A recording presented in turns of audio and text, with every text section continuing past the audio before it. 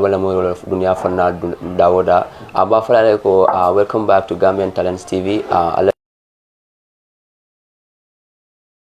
tele bumba mi alon ko kibaro fina ngale mi alon ka ba siarim banko kanjang bi dem ba fala le natanan janne min keta lati kundati ka fudan in 3 years ko le kacha min keta organisation to min alon ko ya fom jang 3 years jotna kabring ni yak ma ko mo ya keta ko mi alon ko attention ba so banko kanjang mo jamal ba ko kacha kam mo jamal ba ko foka ko mo le labero nga protest ni mo le mi anko keta December karol min keta santambilati nyinam fanan ay wulta nyanda kana protest la ko teke so hani kabin ko pour ning singa kacha ngalo mun be mutari to bulani mun le sim fadalti mi alon ko nyanda ko leta alna bari mala Ibrahima Jambangal keep following nila mo bi jan nila alfa ba bi jam mi alon ko nasa singa kacha mi alon ka so ko ndi mo la fa kamil long mi alon ko malo mi alon ka mantra seniari mal sa seniamal hani kabi ko nga fale nyamen jam bi natale pour ning 3 years joton ko le kacha pour jan nila alfa ba siri nga kacha hani kabi ta diamo jam fandam ba mix so rek nga may ko diala fana ya fam fom le atlan jumaati aning abalorum farna jumaat assalamu alaikum wa alaikum assalam rahmatullahi ta'ala barakatuh todi malum nde tom Abdou Ndiaye lati Abdou Ndiaye rebol lor laaj mal to jam min keta yalla 3 years jotna organisation o nyinde chairman yeah. Abdou Ndiaye ngaje komin ko seru min keta December karota fintale protest ke nyinam fana ngar fa nyinam keta min keta jerwar karoti nyinda fintale ko tega protest ke isa funo mo le fa ngatu lañu protest mi ale min kenu ngani nyinanta isa do mo funo mo le jiro seronta ni ñinanta be mo kilin nin ko seronta ni ñinanta se ke dole fil bar wala mo on the 16 min keta anin min bena kelatem abe mo ku kilon lati comme fem man falinje abe be lorin ku kilon la kan because ka fo man falin ka fo la lonin bitema hani bi ka fo be tama kan siminna abe wala abe wota tama kan kilon wala ka fole lafata a yirwata fo Gambia be danko hani be me danko bare banko talante jama be danko hani min datije be kafo be ya moy nyola o mo ala tentu balete bawo tonya kafo ka londi akoleyata bare bitum wo koleyal wala mu itefana kawo espekle aussi fay kawal espekle akoleyata numbulu bak but alhamdulillah bawo ni be ku kendo kanto e ka lo kanne ye bambanga kan nyin kamala tonya fon kuniyata ataman timia akuniyata bare nin ameta dron akana dial because ila tonya ameta alka tonya tila tonya dialal tonya tano fana be wala nyama o jokole pasti ni abule da kono folo akadiale bara labam be ka kuniyale woto alma ale londi tonya kan wala nin ka fo struggle jamal le kata bata jamal le kata je silandir jamal le kata je barbitun ni be tonya kan no sabata ka wosini hada bake nganyim fanan lonko komin ko alla protest follow min ketanu December karo kono serun sa kono e pomito diala le bar nyinanta de hani kabi na labanda ka kibaro min sero wala nyinte ko pomit diala ni say isa mo le atol albol albanyin lud lamin ta mo tembo min to janga e pomit diala mo pomit diala follow wo falintal decision of falintal kuno be pameto dilal inshallah pameto be dilale andum abe kala kayra fana kono anin kayra kono kunun government from announcement okele bawo nga join press release le di alhamdulillah keta nyaato ta bati ani nyaafa kuba bawo banko kan comment to fana ngaje ko min gala protest for following labangale min kenu ye permito diala min kete silo diala man sakunda silo diala ni non tadi labanda ka kibaro min soro wala nyinde ko mam pamit diala follow ite saf mo le ko atal bani lod la min to tengal al nim pamit nyam aba nyaade le ala albulo lara kana mon fal bulo man la kam follow pameto ni man saye min mutano wala ko ita dila because ye kuma jamalle moy na kuwol to audio mi ya soto social media ha wolle atina comme silata comme kapameto di silata pour finto e ke dal wo ku sifal kanaka bar biton kacal yalon dunia kacal ni etu mi fenna dron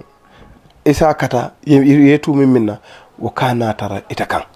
so ni nata kaca ka itandila kaca kono ko wol mu kuma kense on let because hani government ika 2000 foy ka government 2000 wala mo government jikoti ma to andu ni i control betenne andun tol nga protest ke janne yen lonne personally woto ko let miralo molle la nidi al photo tol manyanna sujila wala bar bitum min kumata je wala mo pameto be dila inshallah nga join press release dile between operation 3 years government and civil society mediator okay to fo kuol be tata ngake dula killing alhamdulillah bawo hani rebelol be wulo kon inila kidol dialogue ka soto diam kacha ka soto no ning man sakunda temal sako mom yanko mo kafu kendolem tonya kafolem i manna fitna la nata pour ka tonya la fasa wato tonya dum ito fasa no madama man diam so nata si i fona ka ko be pameto dil to be pamet ba ni be pameto dila system be change la so ndol fona ko silang okay no problem ba pousse la ka ke on the 26th because of nyin kamala fonse mol mobilize ku koteke pour yef fintinan katambi on the 16 fintoti to wo kacala keta dal andu itol fana la statement dile ko pameto ba dilal anum sabada pameto dital fokaba so inshallah alhamdulillah komingo hani sayang hani kabi pamito la karola ngaje komingo do fana nata ka afo komingo ngaje komingo allo protesta bila min keda december ti ye pamit min diala wala nyinde ko mi almanya nakta mirar keme fulanya ndaka wala nyanda katala ni dende bridge ni tema bar hani kabi do fana nata ka je komingo modol bi je tambita wala le so do nana ka fo komingo ni aje government fo deleta ka pamit di nyina sabo because ay sarto min diala wa sarto ni ngala wala tinya ite ko je nyaade no wonte o ma sabo because tenu bawo kafo min joko teng man sakunda fonte wol bendino la dula killing hani fenke killing ma saw manam ni aje wonte fon loi because of man sakunda la folo loi saw ni ko man sakunda la loi saw Henry Gomez man right soto pour kanawto because makili je man sa maki fana ntol makili man sa maki ama right killing sort pour kana sako ka diam woto tol man moto sujino la wala anim fana nga mol fana je million ko wol man 30 kono fan ye doni 5 years doni ko du nata je bari operation 3 years la hakilima yakan modol bi je fawol ma kalamta to nyimu ka folti mi alon ko fo Gambia dingol ye jayi Gambia di ima operation 3 years jayi woto ye nakarle nyin kamma image nga silo walang man sakunda do ko so nate bulu protest kon ntol la protest kola mo protest fulo la keta bari neo protest fulo be jibe ntol nga silo minta ite ya walta ando silo man sama walan tole nga silo walang nyin kamma ka Gambia dingol karandi a konti before ntol la protest kabirin 22 years protest on min be keta ja na protest le civilized a bit and wala atela mosi ata bit wala tinna ntol nga ko beke tu ko nta baynola fo nga ke nga Gambia dingol karande politiko kata nyaadile ya fam so nin abe o nyama politiko foy yelondi ndum soto ya fintindi banko e munafala doye londi ndum soto a fintindi banko e munafala wala tinna findita andum insha Allah rabbi abe continue la tenne ni ala yake protest wote ke la Gambia problem te koteke ning security yol men imang mol push because security yol nata nyamin na protest lo inata wala nyama nyindol beto tu ote continue kana protest la protest o nyama ibaje la Cairo be sabat la banko kam molbe civilized la because banko dingo nyanta civilized la le civilized nyama civilized amanke dondi ka nyima dum hani do dondi ka nyima dum man civilized do dondi ka nyima dum aman sene fan gos dondi ko do ka mo ka dondi ka nyima dum atar ko sobata fan bala wala ko sobe don ko bala bari civilized wo mu hada madum fon kolta anira sondo mokono ye civilized je civilisation wala min ye fansiya fengo beti mi alon ko jalayro be tarlaje comme ye kuke mol ka bari manni mire so ando burbanko e civilise fo mo be ya fanke konte civilise le ngam fansiya nyintile ibajele banko be advance la mo tala palaso use la comme tem kiaman la nim fotata malom ba mun to comme malom be mun fa wala comme tem ministre am fotata kaspa of sandla to ngana moto lo ndi jana ngam moku man nanje ayna fenko wala mu ministre drive wala nim fotata feri to ngan wo advantage use je wonte civilize oti sila ite kala ila palaso le ikata mela palaso le ni tata banku dolto ika ministre tara be randi banken to dulalto ikatara kiwle kon so fonga civilize wo civilize sifalta ni mo drive oti be traffic o kono fo civilize ni be park la mbatu nga park nyala nte motor min kana nte disturb la il faut tata koni kumoto be gare da ye advance ye ta fo 20 to 25 to 30 meter nim moto da nata ay koften ita tora la fenna ñinem civilize or bala manke donni kaw dum donni ka senare don ayatar jiko man civilize banko pra tama banko e kuning moli banko e tama no nyama moto fenkala funyu nga nyulle kantandi ni futata bidikoto ye mol taraje ye rang ye mil taraje yabule ye firoke alquran ko sabiquna ulai kal mukarrabun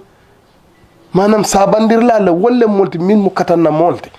so fonga wolle noma ibi tata feriyote ye rango taraje ta rangoto wutumo lete civilized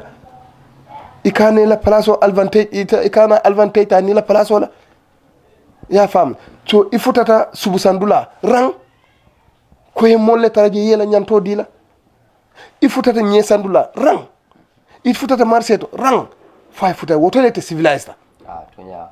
je senior ba ka kira ko civilization woni ngam dan ko mi ya fanya man dan fen dun senior fen senior dun wata wala ka ke ku senior fendi hani ka bi kanam ko man da fane la diamo ko ne ya fu ya mention jamin ko Henry Gomez nata Nigeria mi yalon karto ma ko mandi masa kunda ma ko mandi amanya nakana nanje ay mo ya fa fana dul fana nata je mi yalon karma la fi nanje de Henry Gomez fon da ma de fana ne yalon nyin fon ko manda ko la nyin fo ko statement oboni ka tani ko min ko the 3 years journal movement is a 3 stars demonstration kan ka tani ko ngala nyi movement on nyi 3 stars movement on nyineti ite mo soto ko vo ko mo nyidi te wo ko nyadi ha yalon Henry Gomez ala ko kante niyo kuyale ninka kan niyo kuya amman ka tela karo banko la karo Henry la miro be nyamin miro be Henry kunkono anim palaso min babulu anaka behave nyamin momo mu Gambia dinti inyanta ikamalu moli yalon fa ko Henry Gomez Gambia la mansakunda abala alfa la kono comme ngami foy funga civilize Henry Gomez alaw naod lato mo tije mi alaw support security yonte operation trieste dawda woto comme ngami foy do mo ika civilize le ni ko civilize yibe fansi ala kuti ngayinke yenjalay wolun tempantale because nyimu mol dunia yaaje ko nyimu Gambia la alfalet masakuna alfalet aka manyam ikamera dindi merang miyal ko milbe mbedo kono tulunga hadama de ike fanne siya kuti miyalon ko molte jalayla bari mo fana buka tammino ala mirola Henry mum minti ay wala itani molla dunia be yalon ko Henry mu nyinete ira miro man futa dami ila civilisation man futa dami ite futa no lawto bar mobe yalon ko Henry Gomez adama fele mobe ya ta dango jela wolu wala na wolente malu andum Gambia ding civilisation be maltale Henry Gomez la ke Gambia la mansakunda nyaton kote kanway tarabulu wo mu doyalete Gambia o senior ba ke wo hani kabi fanan ya 5 years movement fanan ye fanan pele diamo ko na jang wo fanan kita ka fo mi yalan ko ya fo ko min ka to lanin ka fo mu fitina ka fo mi yalan ko al wulta fitino la kama bawo dole ya fo ko min odul do finira commando ka fo ko na finita album mo do singola mala mo ka anu dol bije alba fen ko kala bita awul wala nyinde ko min hal dal fintila al mo be banna kata do ko wala atolo nyun ko min finita tan iti wo nyaadil e mo so ka fo mo le woro yalon koku afan le ka fan sata amanjer nte diam moto mole mimfo operation 3 years ma fo Gambia ani dunia wala je operation 3 years balma wodi wo jaabirol fa man o be time wala domal because nga fa ko time man siya back mbulu so ben na time wala tinyala operation 3 years ya fan yita dunia la ngam fa yita ni Gambia la ngam fan wafile andun santale ni marchandise mun de mankiri marché kono comme ma fo ko nyin kama ha kan sanyo nono kan comme na daji ko because modol hakilo man nyinje misalo ni asa mana kumo kono don ka tenteng wala ninta misalo sama non ka tayle nga janja amanke ko ninko marchandise wala monti ninko ninku mum mankita marché kon amanke ko waratale wala mo kumale hani nganna jikole daji kole tandi dunia la dunia be ya appreciate ko afrika kono ning a sototaje amansi ya gambe kono nena man sotoje oto wo mu kafulete mi alon ko dunia be se iyaka no alale oto wo kuma sifal wol mandin kol ko kuma kun taw jabo mo ikede don hani ka wiyo fanam bebi je bawo ngaje ko min ko fanam protest ka bal finita non tonya la finti follow nyin kire kayro dan da kire kude mi alon ko tata nin silola kuma ke je tinyar man ke je bar hani ka bi fanam nyanda kanyin protest do min sota fanam ko nyin diamo ba siarin sare kono atol dunga le ferol so mi alon ko ala landi kaje ko min ko tinyar ta kele nyim lar wala man toro kuda kele nala nyim protest do ke ko tek ha yalon nim moye da samo dila alkacha al da sama da fay kono fata tep ibeta koy kata no aka ko da koy sina konton ni fintira ni koy na konton eta fon ise jikino la ko non beta menta konton na yanko invite konton la dulal andi ta nyanta jikira ko konton bi jel kata da samo dila to nga gambian ko da sama dila ngela hidi konton i nyanta lalal ko nyin konton tumando wala be diala da samo okay wo fana ko da bawa ali afa fana ko min ko nala nyim protest ni nga nala wulita kra banjule ngaje ko min ko ale protest dol min kenu altata num banjul dentin bridge APRC ko finita jang walta sukuta traffic light mun ati natul man alman nalan sate kono ani ngala nyim protest do fana ala ba hamela kake mun tol ha munat na manna sate kono ko min ngamin fo do ko leketa hakilo le do ko kendije operation 3 la nyaton kol ila hakil nyima kan anila Gambia kano kan anila fankulu kan ye bonde sa sate kono fereng buray nyin kamala ka bandiol anin ferel min besita ka feren tungal la fere ke zeroti ani fenfen dépense je because ye mol tol fonto lejan million ko wole fenko print operation 3 satol print ke di molla pour nim findita Westfield ron janni mol be départ do wolbe boyle bitiko le ka wolbe ko le kala nyin kamala fo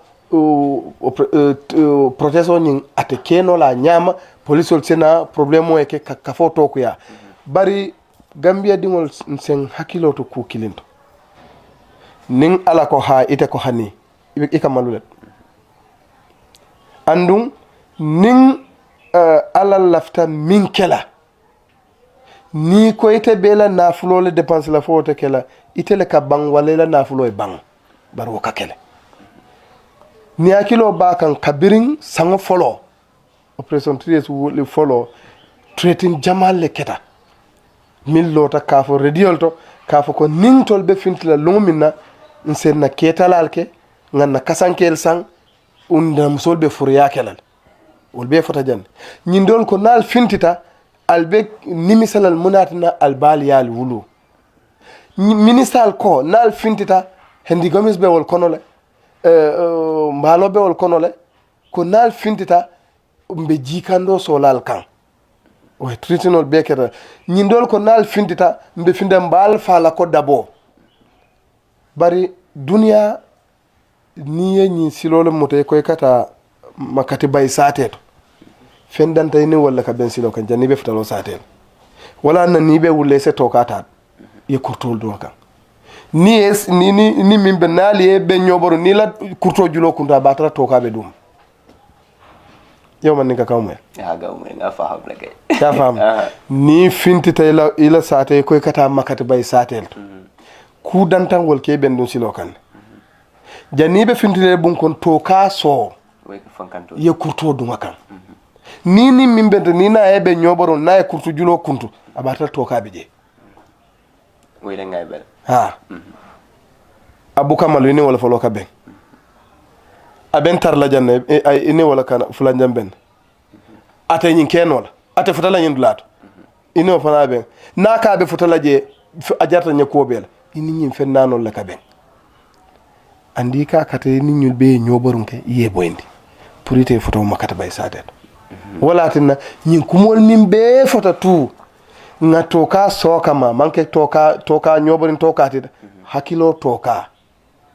daji ko toka sondomo toka anin kumfa toka anin kulwo toka nga nyine siti kam o senera baga kita ko bin ko ya fanya be o man ka ko senera baga hani kabi fana ngaje ko bin ko alla ni operation o min wala nyinte ko min pour president baro resign sa ni president baro resign tan ning arta wut alta fo soksi ta resign sa to jumala bolo ka o nyin tamo la ba non to nga petition o min di president baro la ko itel fer ay election o kumandi election o mi yalan ko date tarlaje nimmi winta ay power hand over wala be petition o fato non petition o sot bari hani kabi wo petition o nyi wo kola ba o ngalon constitution o nyi ko sanji lulu saying how comes 3 years more with into election ko tege baro sanji lulu man baro sindi sanji sabale baro sindi nkana nyoto nyi bari ni la nyele kumbanta kana wandi mun kubede sunya adani ani kabi brani o fana je coming bawo ya kabi ba kalandi la ya kalandi nin constitution la and woltara ni sanji lulu la say hani kabi adia on wasi ala ba ke bawo ba je ko ya kalandi kabi ya kalandi sinya fulol be ya kalandi nin banko la loi bu ko la min keta sanji lulu say hani kabi ndama understand say so ko mo klen ni nyaba ha ya long foroya o mu kawalti ni ya moy foroya kanto man diya ta ni sol kanta hakilol tin ni sol wala na moke kanta woto ni ame foroya kanta foroya koleyatale nin ye kodo dina mote damin ite kodo karfana mote damin nga kodo domo ila foroya da male batina yena ngela kodo jo bar nim pancan kalanta jumalem sedod silan foroya nyinem foroya diat ite sila ninte nga sendi nite be dialal nin ale dia nimma sendi nite be ko yalla nin ale ko ya mol se hakilo to nyinto nganyim fo na mitino dolto amanjar nga fo ninju manyole mitino nkoye niyaje dunia tinyata niyaje afrika tinyata niyaje mol tinyata mol mela moya bunya ani mol mala moya bunya ala moya ka kanala sila kata lo daminto akatara moya ni moya bali ala tema bi ni ko nga safe o mu sede yalti bari min ka safe wala ku mata sede ade itele kayto safe nga kodo di nyola ja ye kayto safe iteni wo kayto jumal ku mata itele ku mata ni mu foroti kayto safe nole bari itete fil silang ning ite kodo karafante la fo mo le nyindula understand ning ite mbe misal kilne dilela ni la kodo ni mo fata munane ka fo mo la kodo bala yenan nga responsabilité ta mba jolal andu mol sa kata ye lahido ikay ni la mo fata bi pour ka lahido la kuma fo mfangay kan fan kalamta na ka mol kalamta ni mo imagine ni mo fata iko jumala ala julol garanti ni ala ni kontedron abanta wolum julte wala kotek ala julobe betel hanin a tarabirin anita be julo kala safetal asayenta ko mbajol abota kunal fo hada madi wole jele fam fo mole wole non ni wonte be futala kaburo ko malaiko liye dam fo foy fonoje ibaji la nyindulal to safero kumata bari foroyala kumata saferote because safero ni ka fay ka tujan isa mol sa jebal ya non ase filinol bari silang birinte lotan ko ngala mfama la julol garanti la banta mfama wolunga asene atala set juluta kun nakote julol bentelo kun because ngala hidota ne ala tem woto ni la hidota ni mol tem ni mati mande ala be nyini kala la woto la hido molle ka save woto ete mari la hadamadiya ka kumandi anin kela misilma kumandi wala kumayata alka kayto mi fote constitution mi kaf ngamira mo fon be d'accord kama mbetea anyanda falinal sila muna ne be sembelala sila muna ne be sembentu yalla mi te fon d'accord tamina ko nyi mankati mba falindrobe dawda kati baliyabe odon sila muna ne be sembentu yalla wala tonya hanbi wala mu luwa bukode bar sila ite be sembentu yalla fewla nyaadil mi yalla ko yan ka mankati ni di yalla dum taje don wo fana seni ada jaya coming fana nga fo coming ko ning baro risanda bawa na ba nyama bawa luwa min tandi wala nyinde ko vice president wala nyinta kataraji wo fana be tamida ngaje coming ko man to gambe protest la karola history min tamida mon history kendo soro hani kabi fana abasiaring protest ba siaring APR sin kol findita janne 5 years for peace fana findita janne ro fana ba findika janne hani kabi ay banko mul silandile faro dunga fana ni ale sim fada tala ka mixo coming ka futam mul ke hakilo tenkunde ka tandila coming ko roba nyimi finde ka bakela kairol te komin kaje komin ko hada madingo la sila bunda wada men wosa mabuno ha bare hada madingol manya na sila la wala alon man sakunda wala mo kun kilenal mi alon ko la fanson interest ye wala je wala ka mol hakilo tinya wala bare tonya mo ala talete ngamira 5 years murmurun tale banko kan po ko mol kana fitna mol le mon tol yalon atondi suto wulo kela akfanke sumuna ke kulomen kan tilibulo suto aka wala haw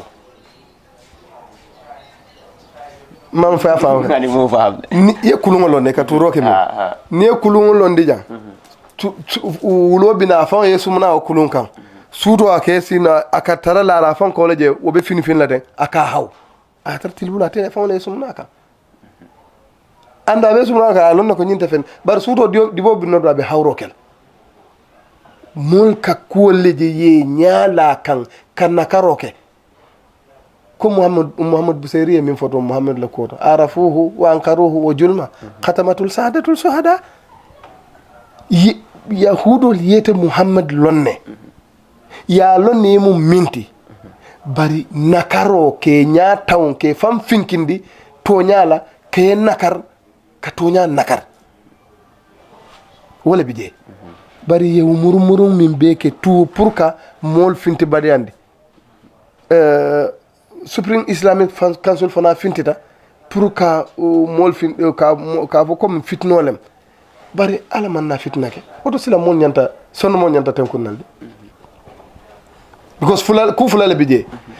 isilata la ko fitnole bije wala ikatawle pour ka mol le filindi ni ku fulala bije baraketa ko kuti min kumata wala fitno fela man nake so sila mol be mun sila la ko tek ngala wo komi bubitala komi ko min keta komandonga april 10 jejana minu keta jani wo jamal min keta wolle ba mol silandila bar hani kabi fanan kabera petition o nyin di government la anin bitima alin government na dialogue keta munaldi murnara kan bang fo hani imam murnan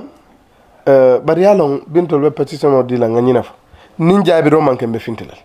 andu nin fintida nin jabiro man kembe fintilal madama baro man tol jabi be fintilal do wo kay wo mukuma ko yelte fer ni boro man finda boro man jabiro ko ba fintilale okay ni wo fana botala fana ngamul fana jamini alon ko yin protest ka fana demonstration ko dole afa fana ko ale time wonyin time min diala alia over use power dole na mol bije banda fo man traje banda mol bije wonyanta ko ko en do time fo man dol traje because anu kabi fana wala afa ko min ko alla wala atina fana nyim fonkol be deleta and dol alla mol fana na audio findini mi yalon ko ak ay mol silandi audio findida mi yalon ka asilada aninga dole afa na interview fo ko min ko baro mba findini de la by force ñi na la alla satolti wala ñi na la ferolti bam fo yalon dunia mo katara stage o doto aka diamu atatara wontala intentionati fa bari ibe min jibela pour yalon ngam mi photo operation 3 years e a fayitande dunia lale andum na executive fall kunu nga fo modole ni basiring mo ku mallem na mitino dolto ko nite audio lul safe ko operation TS molle nyimfo wonin mansala bankola tanko manta operation TS kabir sanji mume lungolung ika audio bondi min siata audio monti minnim bankola si corti tata muna ne yewtu kon annu hani alla nabe ke hani alkiyama junubo katankala man feya bare ala ka pesale nyim fulol kono jumale boy ndok ay miye boy ndok ake kitindi wal so nite audio lulda mala sotono sanyi mume wala audio tanda mala sotono sanyi mume kono milie kuma fo minni si corti manta bankola tanko manta ye audio wili kilim filije minni bankola tanko tata do ite man preto nya fala de kili fulanya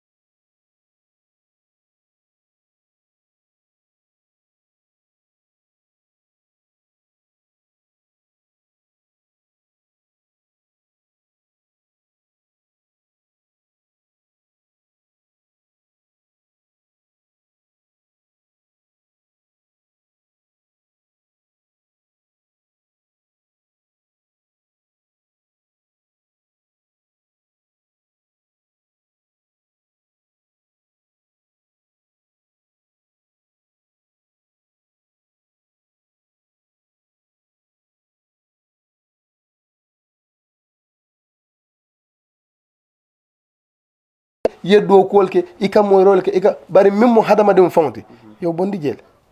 wala mu jang wala mimbe jang wala nioti wala sondomoti wala hakiloti wala hadama dem bar to man kumaya ajibe a jokole nin yebbulu ba katan dum ikata juma salol koso baba ani mim botanan do ko ran babala barabe seniyari al sal fajar alba jumal salomu dal kon hadama dim maten walla to min kuma itela hadama diya yewo londi buluju malakan ite fango yela fango londi buluju malakan wotumole tebe kuma ala nyaati lon fo ite silata ala ban fo man sila ala ban fo silata hadama dim walla hakola ban fo man sila ala ban in akhiramakum indallah atqakum al kono mo sutiyari on tela wala min silatan bara ma fo miye kodo soto ama fo miye londo soto wala nan ka fo gambian ko al ngan keku londi o ka buñal bare londi tiyo daji ko jumal bala londo a nyantale pour ay buña bare sila londo be nyimimbul a daji ko be nyaadi so inen u ala daji ko mankati buña fulay be wala dilala wala ala hadamadiya nyanto buña yew diala ani londo min ababulo yew diala bari isa lonko ku dol min tiñata je wala daji ko wala famu hadama de so woto man kuma jan Kingsport yalo ndenga to min fo mole wolta est ce que to molte ok kana man kuma moy to soto wo man kuma min kuma ta nyin to tiyo nyin abe muneto bar har ko bibaje la ko min ko ninda nata na misal fi nata ko assalamu alaikum mr njante to mo boylet yalla ningo foy folo e jelo fon se mo ne saji mun na ba fala nye boy karum boy manke turi bari hani kabi mun nata nan to ma to sube lo hani kabi mun fa ko mun na to sube ha ba ni nyini kan ko photo do tela min mo boyte ba iko nya hani yentola walla mbe ko man da walla di yo ndol Kingsport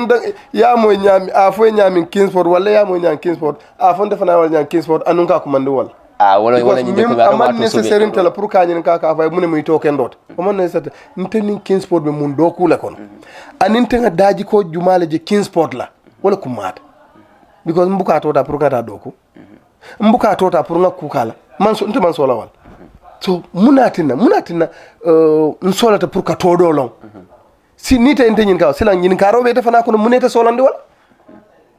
sen defana ngede munat nete solata ka to dolo kadru ayende aka document no sermi yalan ko mu official document le de andu official document mo yalan ko government name la nyaka official document andu mo yalan ko Kingsport is the government name sila bari bi ni ko Kingsport mo be yalo ne jumalan Kingsport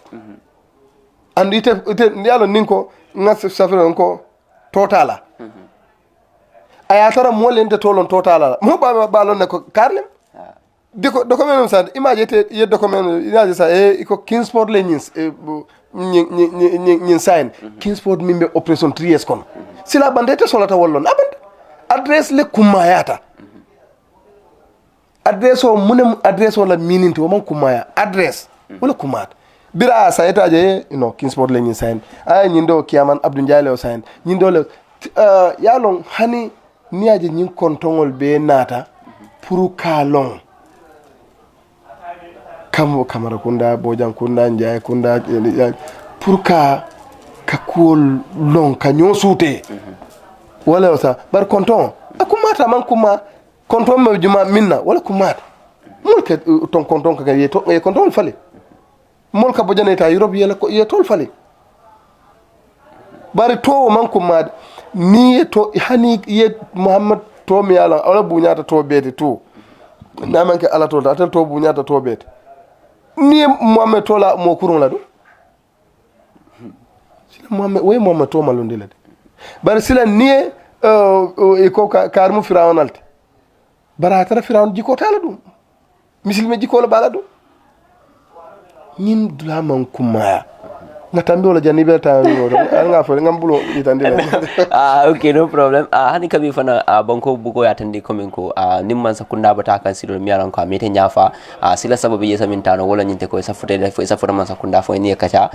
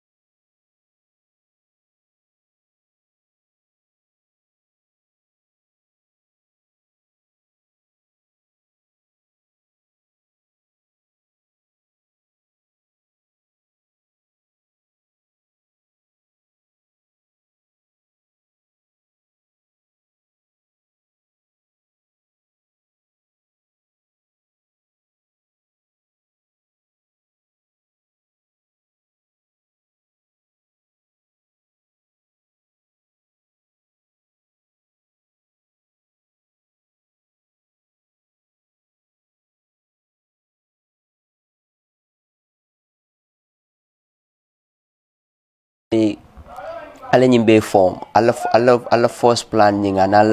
ala end plan ni mi alanko ali wala muta follow ka ni hani kabi wala mundi